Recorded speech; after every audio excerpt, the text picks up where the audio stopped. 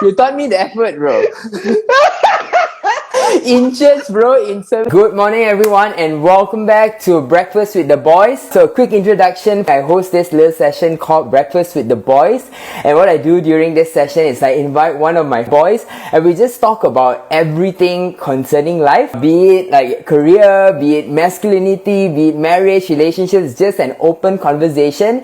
And today, I'm super excited to invite one of my oldest friends. So, I'm just going to let him join, and then I'm just going to do a quick introduction for him. Yo! Yo, how you been lah? How are you lah? Wait, I'm so excited for today, bro. Bro, this is throwback, bro. like when you mentioned throwbacks, right, dude? Like when we first, I think when we spoke on where was it? Was it LinkedIn? I think you posted something about your new position in like McDonald's, which, dude, congratulations, by the way. So like when you first posted that, and then I replied on that, and then we started talking as well. I was like, dude, like I was actually looking forward to catching up with you. Like for reals, it has been way too long. And when you mentioned like first friend, I'm like, dude, I still remember the first day, like what happened. But I think we leave that for the questions later. We leave that for the questions. Awesome. Let me do a quick introduction. I knew Dexter. If my memory serves me right, it was 3 years old. We were in Grace Clang together. When I think I went into children's church, and then very early on they introduced me to you, bro. And then they were like, okay, you and Dexter are the same age, so like you guys will be in the same class. I don't know if you remember the first thing we did, bro. The first thing we did was we didn't know where everything was in church, and then we went up to the youth service, bro. I don't know if you remember that. Yep. We went up there, right? And then they were like, oh, everybody looked so big at youth service, and then we were like, I don't think this is the place for us. And since then, right, I think then we went into primary school. I think you were doing homeschooling, right? If I'm not wrong. Yeah. Yeah. Then I think we were in primary. I was still in last one at the time. And then after that, I went to private school. I think started like 14 years after. Like 14 years. private school lah, bro. Atas lah. I can't deal with Lhasa guys. It's a whole other story. It's not because I wanted to, and it's not because of like, whatever sort of circumstance, but it was more so because I think my grades weren't doing that well. You know lah. So I hung out with definitely the wrong crew, but thankfully, thank God, we still got our 5 A's in the UPSR. But I think for my parents, that was it lah, because they can see my grades dropping already. That's why I went to private school, not because I was a problem kid, yeah. So that's why I went to private school, not because of anything else. I like how you flexed on the 5 A's in UPSR, bro. The kids these days Yes, can't yes. flex on those, bro. Correct, brother. It doesn't exist anymore. So I just want to say a very big thanks for Dex for just joining this call today. And you have been through a very interesting journey, like from childhood all the way like to adulthood. Just to give you a bit of context, like I think a lot of the conversations that I want to host is topics that I think that men don't usually talk about. It's a bit taboo, relationships, marriage, things like that. I think these last 2 years have been a bit crazy for everyone, especially with the pandemic. So just on an overall level, and how was the whole pandemic season for you?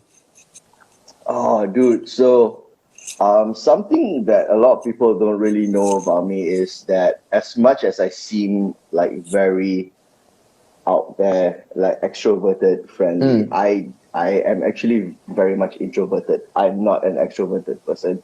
So for me, COVID came as quite the blessing because I get to do what I really love to do, which was absolutely nothing, and just stayed at home, hung out. I obviously love playing computer games. So Yeah. I played a lot of games at that time. But one of the things that really helped me, I think, through the pandemic was the fact that I actually like my work as well. That really helped.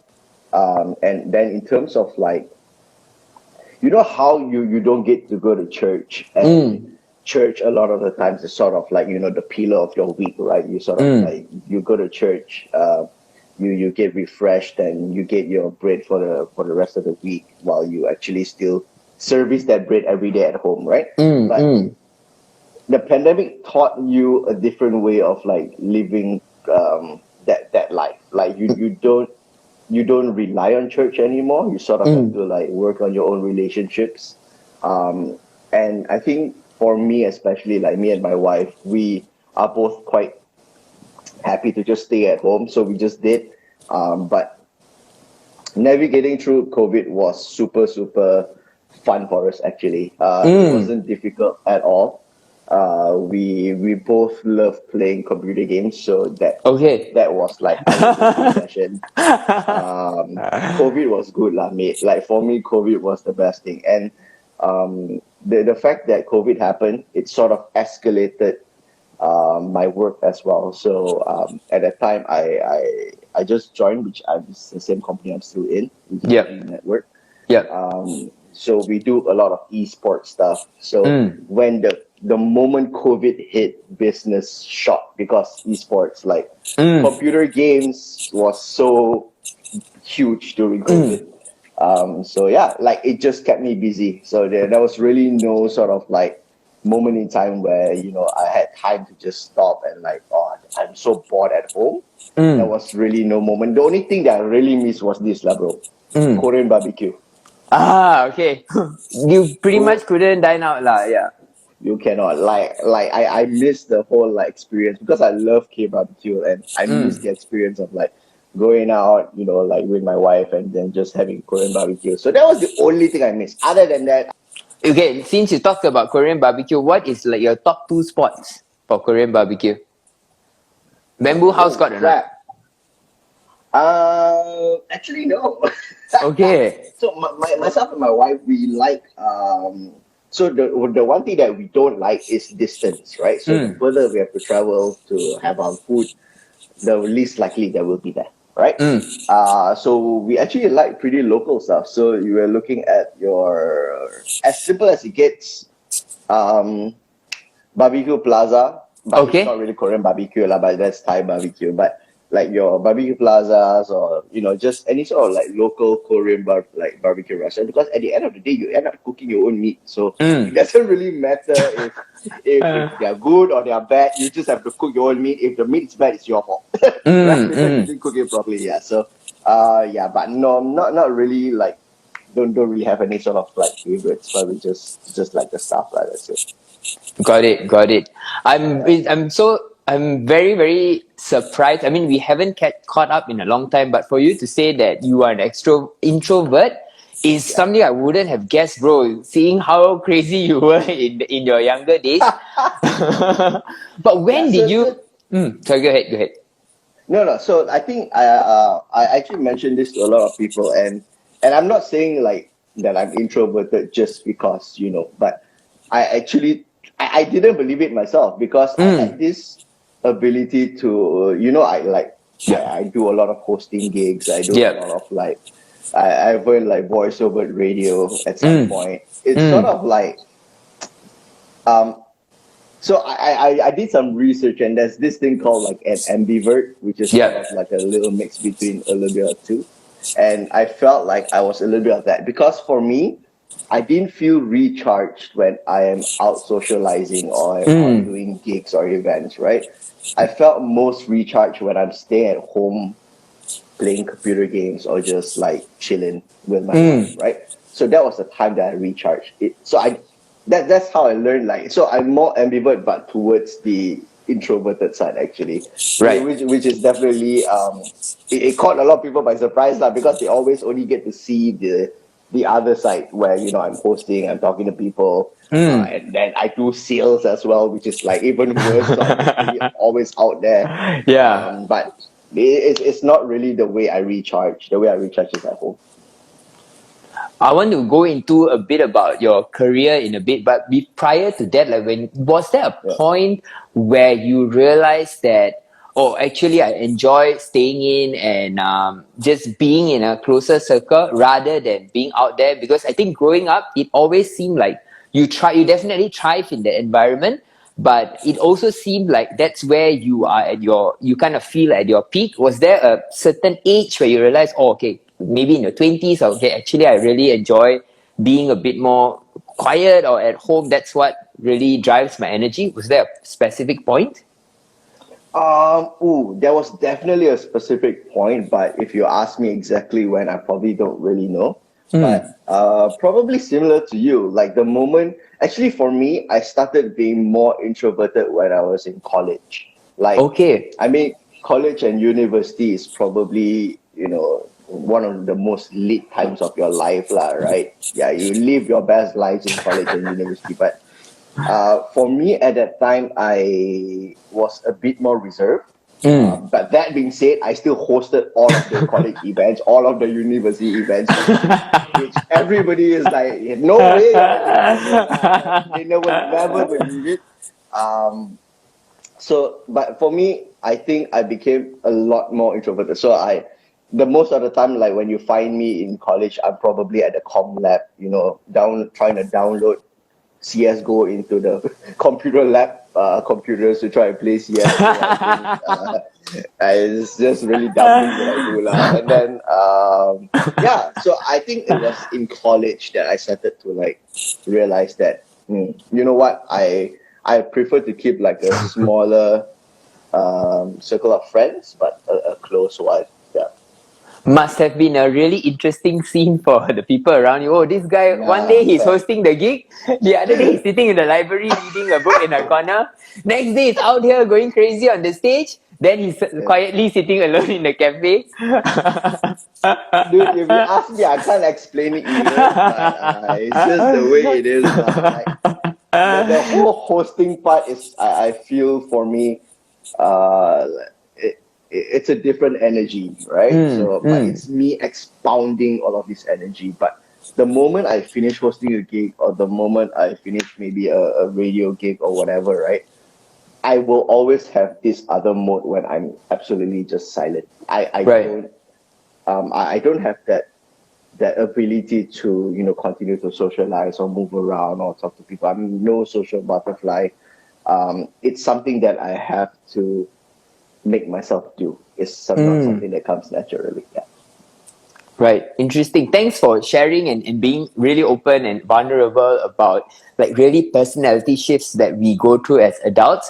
I want to talk a bit about your work, bro. My earliest memory of you, I think one of the earliest, I remember we had class tambahan at 3 o'clock in school, but mornings you would go to class. In the afternoon, you go to your house. You will be playing, I don't know, GTA or CS:GO or Counter Strike or some game you'll be playing. You'll be trying to get me on it, but I absolutely sucked. I still stuck at every video game that I touch. And here you are, bro, really finding your way in the entire e-gaming industry. Can you tell me and us a bit about your journey, bro? Did you always know that gaming was going to be a career that you could build, you could work in? How did that journey go? I think, okay, so my earliest, I'll start all the way from the beginning. My earliest memory of gaming was, I don't Digimon. know if I should be saying this. But actually, no. Okay, not It even was Digimon. way earlier than Digimon.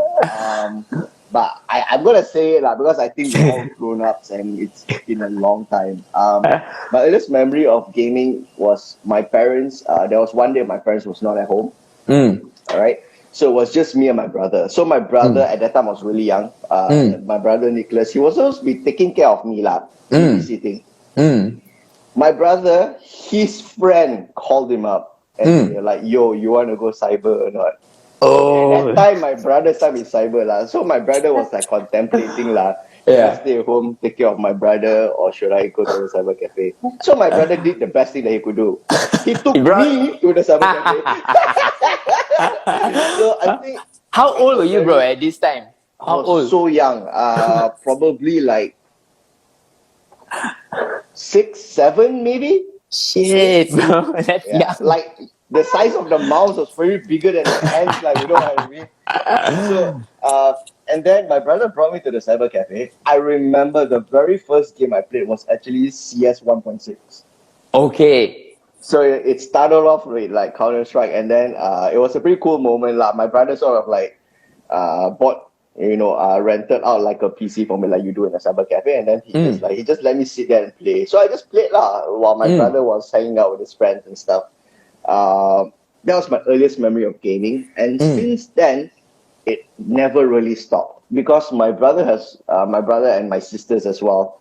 We are all quite into games. Okay. My brother bought the Nintendo 64 like way back. And we all as siblings, we all sat down and watched him play Mario all day. We just sat down and watched him play Mario all day. So I think that sort of like gaming was sort of within the family, so we just liked playing games. But it all stopped at like. I was the only idiot who got obsessed with it. So Okay. that's where it really started lah. And then I played a lot. Eventually, I got into the working world, but it didn't really stop. The whole edition didn't really stop, so I still kept playing until the point where one day I decided to quit my job to play games full time. So at that time, I was streaming on Twitch. Okay. And actually, I did it for a year actually. So I streamed on Twitch and actually played games like full time. Okay. For a year before I got into EGG. So that was actually quite recent, maybe like 4 years ago or so. So that was for me. Like the transition of me just gaming and turning it into a business eventually, like making it something that I actually am passionate to work towards. I think, I don't know, man, God works in mysterious ways, right? It's just one of those things. Like, I just like playing games, and how this opportunity came and how I went from Twitch to this, it all sort of like aligned, and it was good. Yeah. It's such a crazy journey, bro. And I think one thing that really stood out was the fact that you started by saying that you really loved your job, you really love what you do. Oh, yeah. Tell me about the risk, bro. Like, really, from having like a stable career, having like a stable income, EPF, so just taking that risk and going into like Twitch for a year. How did that come about? Like, what were you feeling when you really took that step?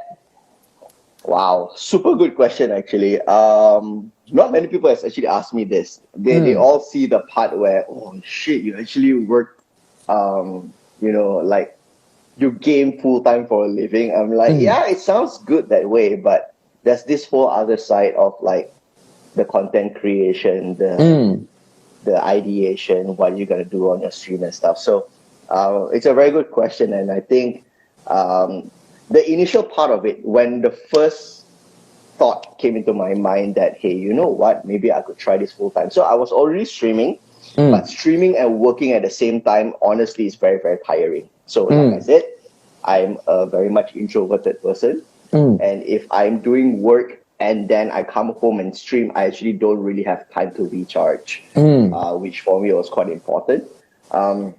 So after doing it for about a year, like working and streaming at the same time, I got really, really tired. And I told myself I have to choose one. I can't do both anymore. So I decided to give myself a chance. Like, I've been working for a little while. And I mean, if you work in sales, you get paid pretty okay lah. I wouldn't say like a lot, but you get paid pretty okay because you got your commissions and all that. Yeah. And I think at that time I was I did pretty well in terms of like my sales job, as a salesperson. So I've gathered quite a good fund in terms of like savings. And when it came to the whole planning of it, I was like, okay, my plan is I'm going to give myself 1 year and that's it.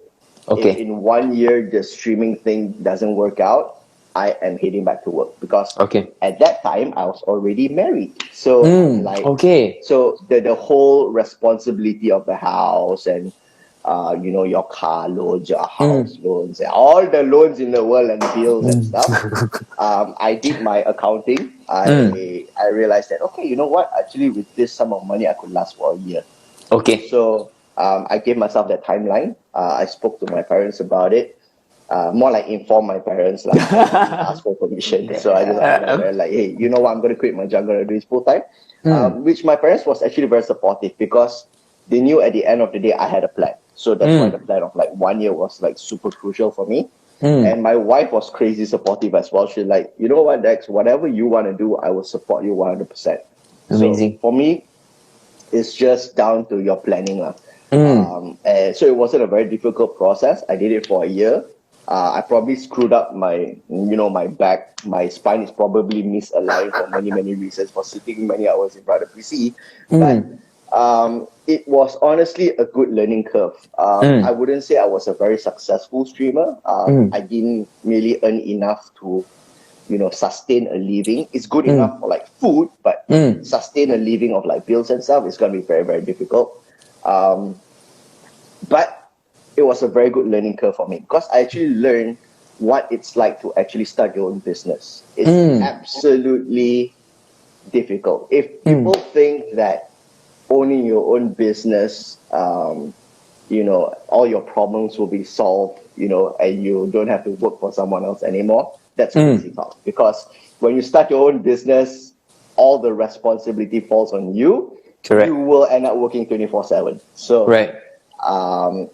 That's what starting my own content thing taught me. Not only that, how to manage and gain my own clients through content, how to secure sponsors. All of these things was such a good learning curve. And when EGG came, so after 1 year, the time is up for me, right? So I'm like, all right, you know what? As agreed, I'm ready to go back to work. And then EGG came in, and I was like, no way. So I could marry my sales experience that I had from Astro Radio for so long, and I could marry it with esports, which I was doing for the past year, like every day. Right. So it came in as a pretty good mix. And the moment I started the position, I was actually taking care of like the sales. So I started off as an individual in EG, and then business took off immediately because I knew how to do my sales. I know what sort of clients to talk to. I know how to, do the entire esports thing, which no one else knows how to do because they don't have the experience on both sides. Right. So it hit the ground running, and within 1 year, the business did really well, especially it was during COVID time. As one person building the entire business from scratch, right, we actually earned our first million within the first year. Wow. Which was insane. And it came out of nothing. There was no system, there was no SOPs, nothing. It was just built from scratch, which was really, really nice. Right. And then, the businesses grew exponentially. Now the team is like, there's a few people in the team, and then I'm currently taking care of like 2 teams. So it's sort of like, I feel at the end of the day that like God's hand was sort of like pretty there the entire time. That's for me, because you can't make this shit up, dude. You cannot, yeah. Right? Yeah. Like from gaming and then got into sales, learned a lot about sales, and then got back into gaming, and then a job that sort of marries the two. And now esports is such a huge demand in the market. Huge. It's crazy. Yeah. Yeah, it's insane. So, and it's sort of like, it's good lah. It's been good. It's been good. So that's sort of like the journey of like my career and esports and that kind of stuff. Bro, it's incredible. I think sometimes when we don't get opportunities to really reflect on the journey, you don't really see it. And I think that as a friend, right, I think in this call, one of the things I really wanted to bring out is for you to really look back at how everything just really seemed to work out together. Bro, you were the gaming guy, bro. Like, I think you mentioned CS and Cyber, right? Even before that, bro, you were killing it on Digimon, bro. I don't know if you remember. You had all the cheat codes. Nobody could win you on Digimon. I think Tamagotchi, you took it. You always grew the thing faster than everyone. Any game, bro, put it in your hands. It just flies off. So it is just so amazing to see like how your entire journey transpired. If you have one piece of advice, bro, I think I think a lot of people now want to do what you have done. I think there's two biggest challenges, right, amongst men today or just people in general. How do I find work that I love? Or if I hate my job, how can I go and do something that I love and make a living in it? You having done both sides, having seen both sides, if there's one piece of advice that you can give to people or men or guys that are just trying to figure their whole career out, what would it be? Um, so I think for me, for those guys who are sort of like wanting to live that dream of like the best work that I can do, a job that I love. If you manage to find a job like that, congratulations, you are probably the top 0.5% in the world where you actually found something to do that you love, right? But if you are planning to go towards that, always have a plan. So for example, like for me, when I switched to streaming, it was all about the plan. When I gave myself the 1 year, I was not wavered. Sometimes you look at your financials and you go like, holy shit, it's down, how much. I don't know if I have enough savings, but when you stick to the plan, I mean, that's the reason why you have plans, right? So that you can stick to it. So I stuck to the plan and I still continued my stream without any sort of like worry or anxiety. So always have a plan. And if you are currently in a job that you do not enjoy, stick with it. So that's for me. When I started myself in the whole sales sort of like industry, I personally did not enjoy it. I actually don't. I started off the whole thing not liking doing sales because, like I mentioned, in college I was already that introvert. So the fact that I have to go out, meet people, talk to people, to me it required a lot of extra effort, and I didn't really enjoy that. But I stuck with it. I stuck with it because I was learning a lot. So in every other job, especially if like you don't enjoy it or whatever, find for the little things that you are learning every day, right? Or choose to learn something every day. You might not find the actual joy, but at least you can stick to it. That's for me. I stuck to sales, not enjoying it, but I did it for 4 years. So it's for me, it's like if you can just put yourself in a place where you are still learning, and it was still very early in my career.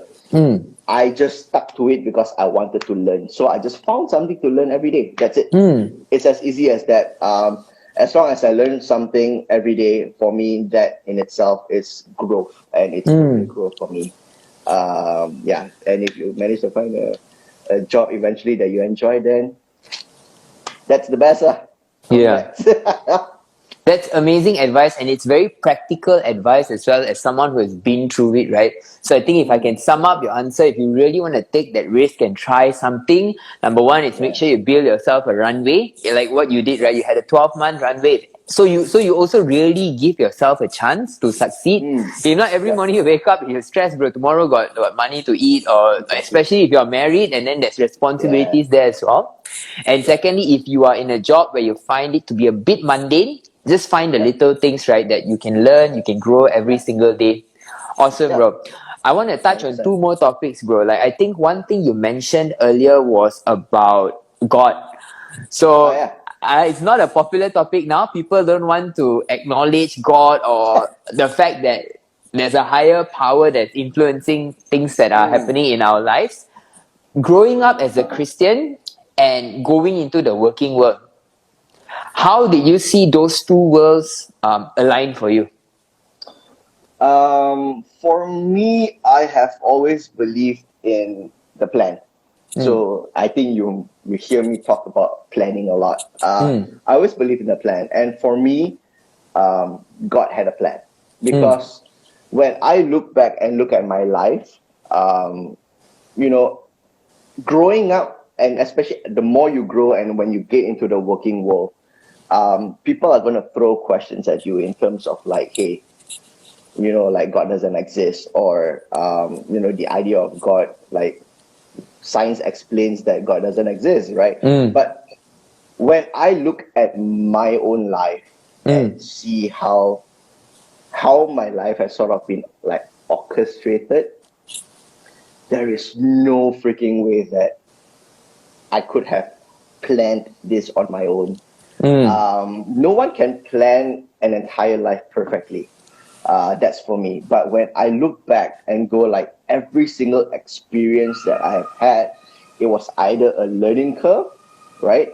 Or it was a chance for growth. It's either one, right?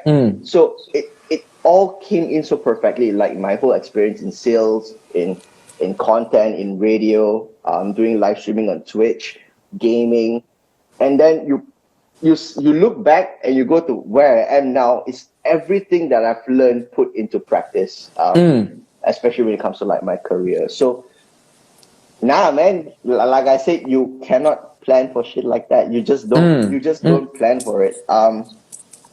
That's for me. So for me, it's more of my personal testimony.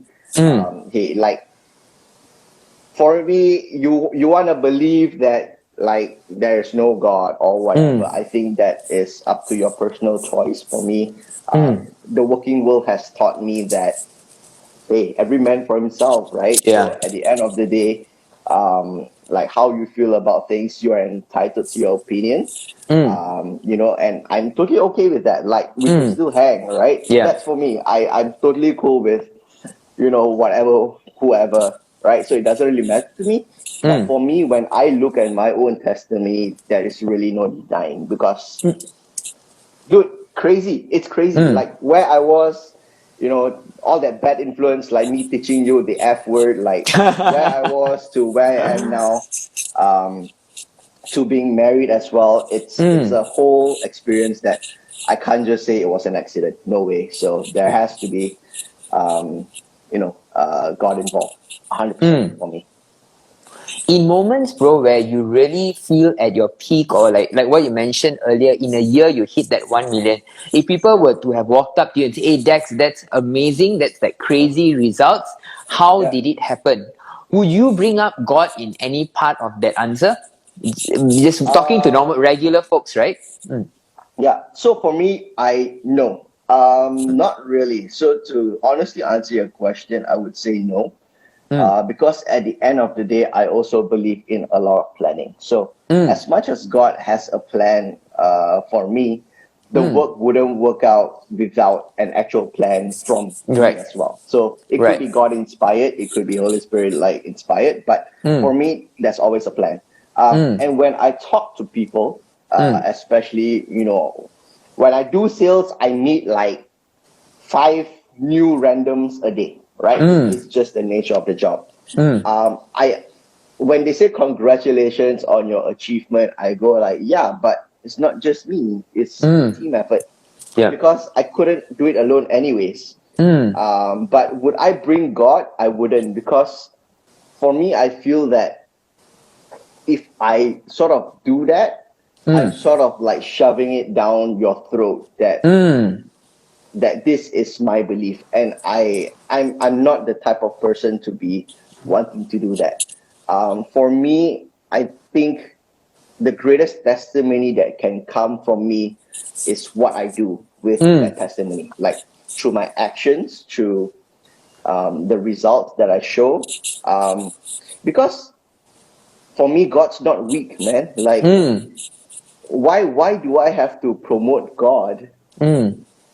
I think God, the experience of Christianity, the experience of God has to be as individual as it comes. Like individual to you, individual to me, and individual to a random on the street. So it's not so much like, hey, I have to do the promoting. I think if God, dude, if you get an experience, I think that experience is so much stronger than just me telling you about something. So I've done sales for a long time, Right. and I know that if I sell something to you, you probably won't buy it, Right. right? Exactly. But if you yourself believe in a brand, Right. yeah, it's the same concept. So if you yourself believe in God, I think that would last a lot longer than me trying to shove something down your throat. I really resonate with your answer because I feel like, especially in the working world, I think people try to. I think sometimes people try to leverage off Christianity. They feel like Yeah. if I if I say I'm a Christian or I try to throw in some religious pseudonyms, then maybe I could curry some favor here or curry some favor there. I feel like what you mentioned, that at the end of the day, the results speak for itself. If you are walking in line with where God wants you to be, or walking with the Holy Spirit, somehow success, I think even the Bible, like a lot of people try not to touch success and what the Bible has, but the Bible talks about many people, like even like with Joseph and with Jacob, and these are really successful figures. And I think a lot of times they didn't have to preach, but their lives itself was their testimony. How about the other extreme, bro? Have you come across Christians that are all the way to the other end, where at work tak boleh jalan, but the moment you talk about God, bro, or they got like 2 hours of lecture to give anybody? Have you come across people like that? Yes, I mean, in the line of my job, I'll come across all sorts of people. I've had that extreme that you just mentioned, and I have the other extreme as well, where they try to sort of get rid of that idea of God as well. They're like, "Are you crazy?" So that's sort of that two extremes. Yes, I've come across this kind of people, and I don't know, personally for me, without even the question of God, right? That person as a person is already a put off. Without even you, whether you believe in God, whether you don't believe in God, as a person to person, a human, you are already a put off. That's for me. I already like, dude, like, what's going on? Like, I didn't ask, dude. Yeah. I didn't ask. Like, Yeah. why are you shoving this down my throat? Yeah. So it's sort of like, and if you miss that human touch, right? How can you, like, how could others see God through you? Like, you don't even have that human touch. What's the point, right? Right. What's the point of trying so hard? Like, it's pointless. The whole idea is sort of like pointless to constantly need that reassurance. For me, in that sense, like, if I'm actually assured, I don't actually have to boast too much about it. I probably won't talk too much about it, right? So that's pretty much for me. And I think it's, yeah, the whole idea of like even that human element is sort of like missing. I Right. already don't like the idea. That's personally for me. Right. Yeah, I completely agree. I've come across people, like, especially Christians, like, at work the results are not there, but when you talk about God, bro, they can go Old Testament, New Testament, they can connect and go in circles, bro. Yeah, but Theologian lah, all the theologian. But I think, I mean, not to shit on them or anything, but I think in the working world, like, your testimony is sometimes your life, and the way you live your life and the way you carry yourself, that speaks a lot more than any of your sermons or your preaching can. That's really amazing to hear. And bro, the time is running so quickly, bro, but I really want to touch on the topic of marriage, bro. Go for it. Tell me, bro, okay, you've been through such an interesting journey. You got married really young. For those that don't know, Dexter's wedding went viral as well. It was everywhere on the media. Tell us about the journey, bro. How you met your wife, and how do you know that she was the one? Oh, good question. Very, very good questions. For me, cool. How? Okay, so I've known my wife for quite a while. I mean, we've been friends for quite a while now. We sort of like grew up in the same church as well. But in the initials, there was no sort of like that sort of like feeling. I did take notice of my wife because we did work on certain projects together, and I realized that we actually work really well together. Like, I can tell you, my wife, if you ever want like a dream secretary, and not in like the sexual secretary, but it's more of the normal secretary. My wife. I have to clarify. Okay. The viewers not sure. But yeah, like, my wife was such a great partner when it came to projects that we worked on for like church. She just knew. You know, sometimes when you work with somebody and they just know how to do and complement like the partnership, that was what my wife was really good at. Like I can't do paperwork for shit. I am so bad at like putting in towns on paper and sort of like, you know, putting all into plans until only recently that's where I started like learning and doing that a little bit better. But my wife was so great at that. She was so great at all the other things that I was not. And this is just purely from work. So I'm like, pretty cool. And how it all started was, I remember there was one youth camp. It always happens at youth camp. Always at youth camp, bro. It's always at the youth camp. So it was after the youth camp. I was a group leader. She was my group assistant. And after the youth camp, my mom came up to me and says like, you know what, Dex? One day, you should find a wife like JQ. Little did she know it was actually JQ lah. So Crazy. for my mom to say something like that, it really showed that partnership was perfect. It was a perfect partnership when it came up to that. So, and then after that, in between, we sort of lost contact, and then she actually moved on to another church and all this kind of things. And then we got reconnected through a friend. And that part onwards, it was all K-drama lah. It was all Korean drama, all the heartshapes, you know, all of that stuff came out. So it was all good. And then we reconnected over food. And then eventually we reconnected over coffee. And it was all in a group setting. Okay. And I think one of my friends was like being very cheeky, and he asked like, hey, by the way, JQ, you got anyone good to any good girls to sort of introduce to Dex or not? I was like, here we go again lah. And then JQ, in all the confidence in the world, she said, why not me? I was, brother. Damn, bro. Confidence, Shit. sexy lah, brother. Confidence in itself, it got me lah. I was like, whoa, Oh, ever snap. really said that? Yeah. And it was not that my wife was interested in me. She just went like, so am I just not good enough? Like, you know, like that confidence is pretty insane lah. And then I was like, and then that's where it sort of like kicked off. And then we reconnected. I got her number. I asked her on a date. I was very, very straightforward with it. I'm not the type of guy to go like, hey, would you like to go out for coffee? I actually called her up and went like, hey, do you want to go on a date? Like, I'm traditional that way, right? As much as I do all that esports shit, but I'm very traditional when it comes to stuff like that. So I called my wife up and like I called my friend up that time. Yeah. Hey, do you want to go on a date? And that's how it all started lah. So we dated. We gave ourselves a good timeline of like 2 years. That's it. To get married, and then we actually met the timeline. So it was 2 years, and then we got married after that. And when you talk about the viral one, I think that was a really good one to talk about.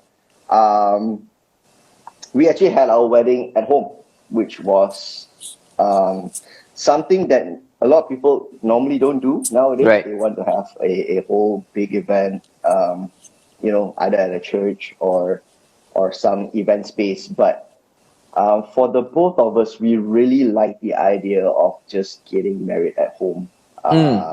It was so easy for us. Cik Hamidi, hi. Yeah, so the idea of getting married at home was something that was close to both of us.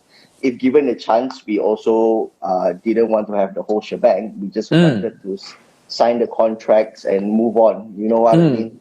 But we realized that at the end of the day, a wedding is not for the both of us. The wedding is for the family. So that's why we chose to have it at home. We called in our closest of friends, our family, like immediate family members, and a few of our extended family members, and then a pastor. That's it. So, and then we didn't go with the fancy rental cars. Right. I had a Honda, a 2005 Honda City that I still drive to today. I'm not a big guy on like, fancy cars and stuff. So what my wife did was like, hey, you know what? It'll be fun for us to just dress up our junk, and make it look like our wedding car. So we actually went buy ribbons. We tied it on my junk car of like a 2005 Honda City, and then we were like, yeah, this is all right. So I think this shows that for us, our wedding day was not an event.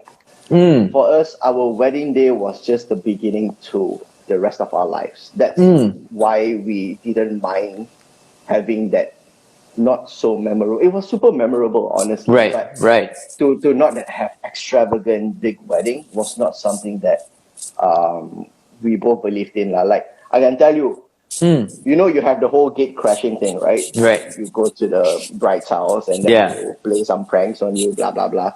Me and my friends being really good at games, we aced everything. It was so easy.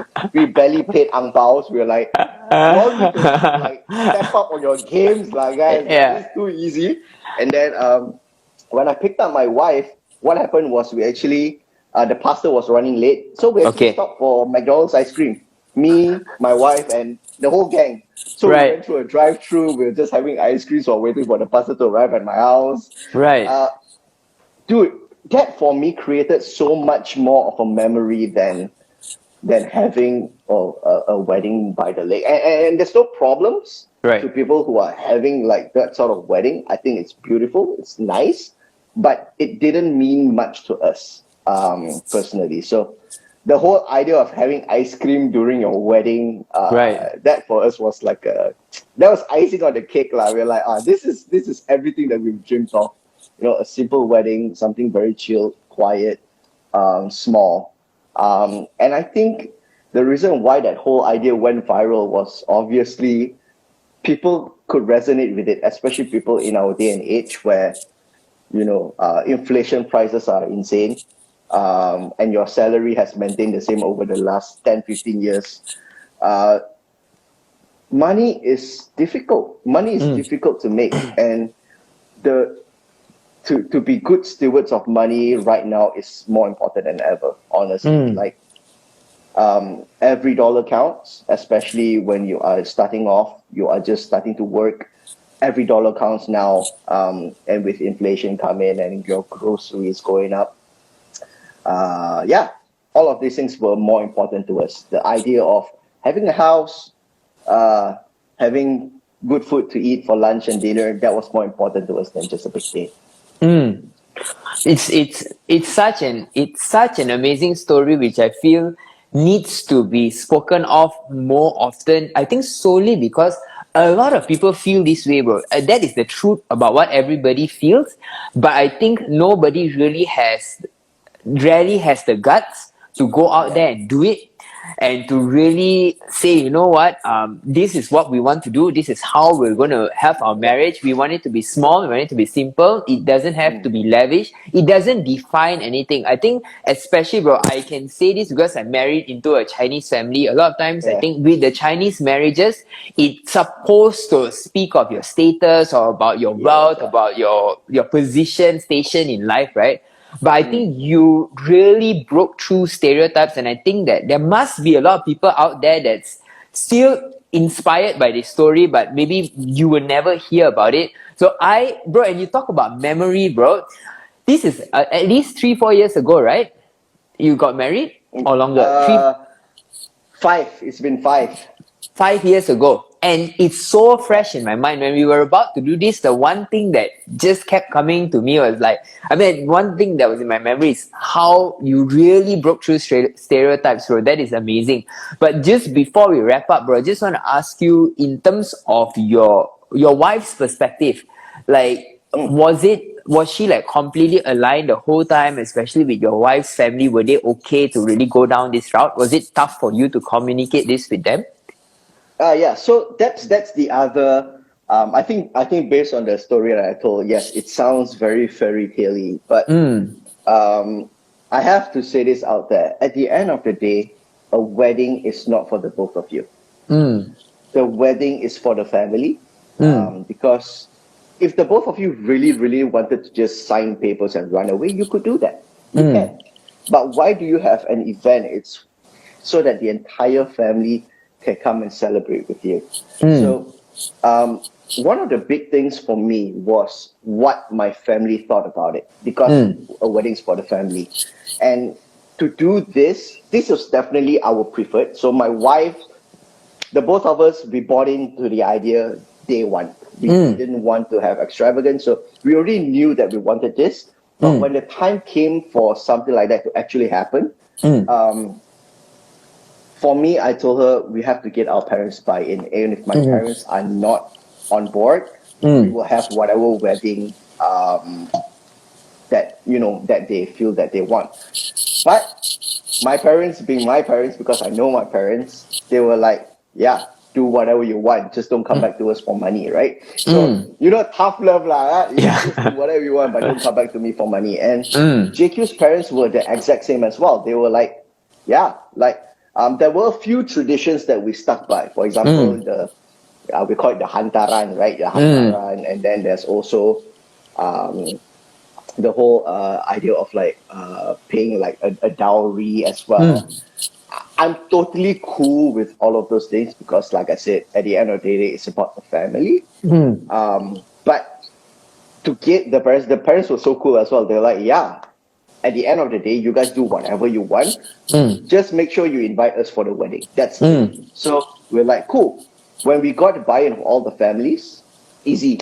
We were like, this is exactly what we're going to do because this is what we always wanted to do. But a caveat to the people out there, at the end of the day, if your parents are not the type, I'm sorry, right? Deal with it because it's not just you guys, right? Right. That one day that you have that extravagant wedding, although you don't want to, doesn't define the rest of your marriage. So, having the family's buy-in is super important to me. I know a lot of people and a lot of youngsters nowadays, they go out like, I'm a maverick, screw the world. I'm not going to listen to people. But no, the wedding day is for the family. And then after that, you want to run away to France, get married under the Eiffel Tower, that's up to you.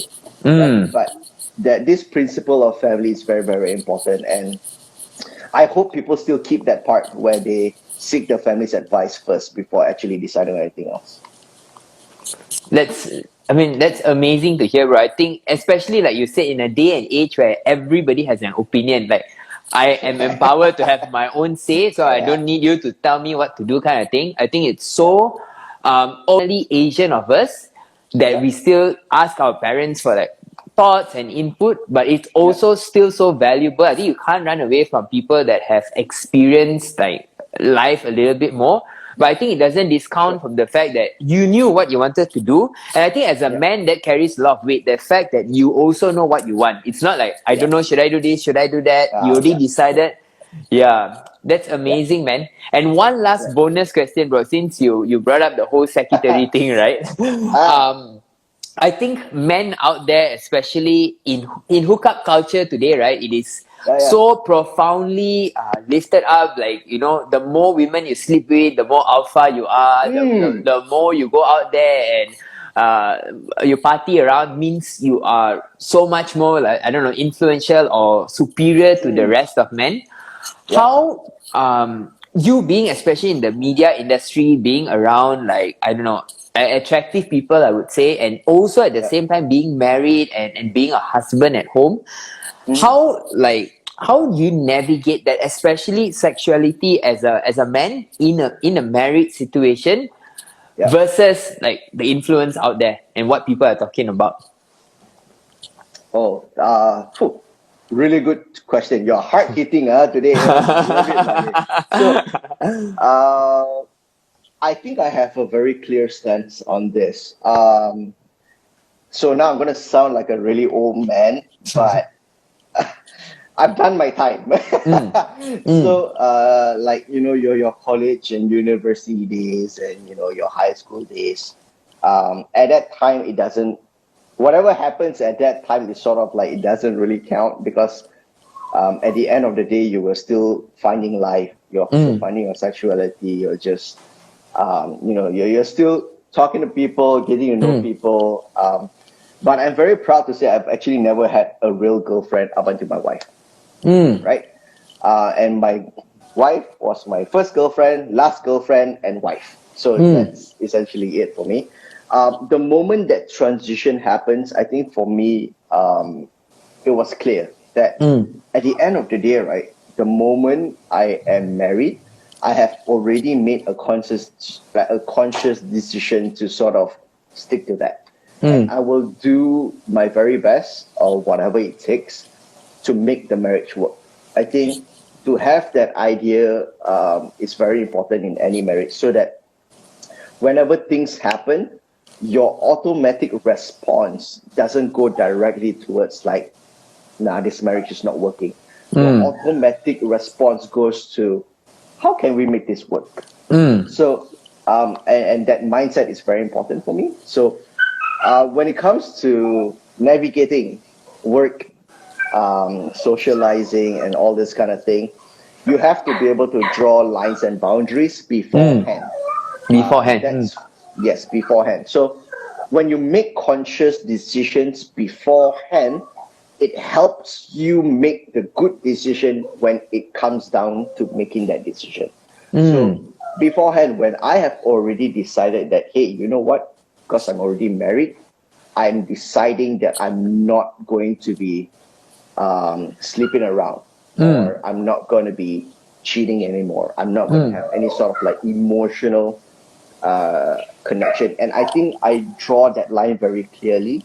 I am not in that space of, last time you used to play a lot, right, with girls like in college and university, and that's for me lah. Maybe I don't know lah. I don't know about you. You said we, bro. Oh shit!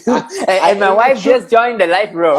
I mean, it should resonate to a lot of definitely. people. Yeah, so I think that's for me lah. So, but when it came down to actually having married but still having to navigate media, and media, as you would know, will probably be one of the most like open, industries out there. Right.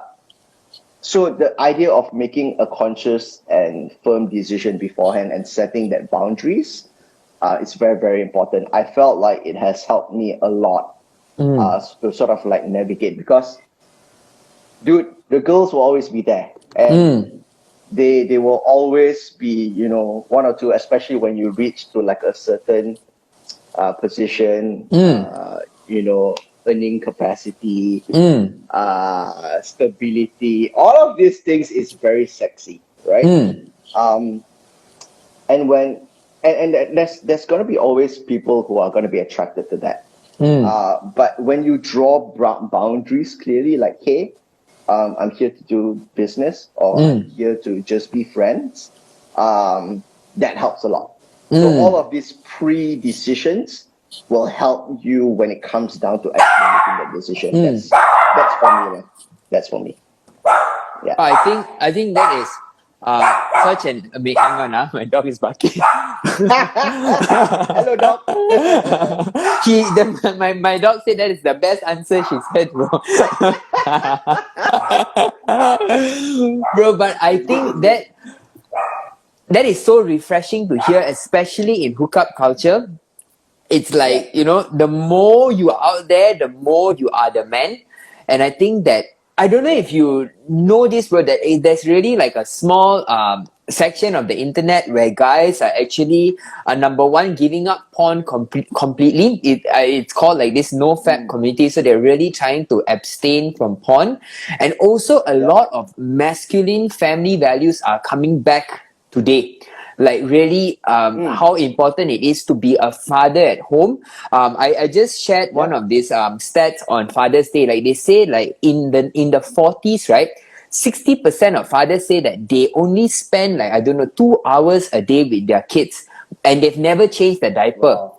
But today, 97% of fathers say that they have actually changed a diaper, and they spend a minimum of 2 to 3 hours a day with their children. So I think the world has gone one big cycle, and we're coming back again to the way culture should be and the way like family values should be. So Yep. I think with that, I really, really thank you so much for your time, bro. This has been such an insightful conversation. I think anybody watching this can definitely derive some value, be it if you're a man or a woman or just navigating your career in life. We have to go for Korean barbecue someday after this. It's just a bit tricky now with the baby and congratulations, bro. You're going to be a father, bro. Oh my god. Thank you, thank you, thank you, thank you, thank you. We are also looking forward to it. So yeah, like what you are going through, we are also excited to to get there as well. We're Mm, like we can't wait to not sleep and not mm, eat. mm. Do all this stuff. So it's gonna be a fun ride. And yes, let's do Korean barbecue so for sure. Awesome. Thank you so much, bro. Again, really appreciate your time. I'm just going to switch this off. So, if just to let you know, I'm just going to record this and put this on YouTube as well, if that's okay with you. Yeah, go for it, man. All good. Okay. Awesome, man. Thank you so much. I mean, of course, we're going to catch up offline, but thanks so much for joining the live. All right. No worries, man. Take Take care of care, bro. yourself. We'll see Have you a soon. great weekend. Bye-bye. You too. Bye bye. Bye. Okay.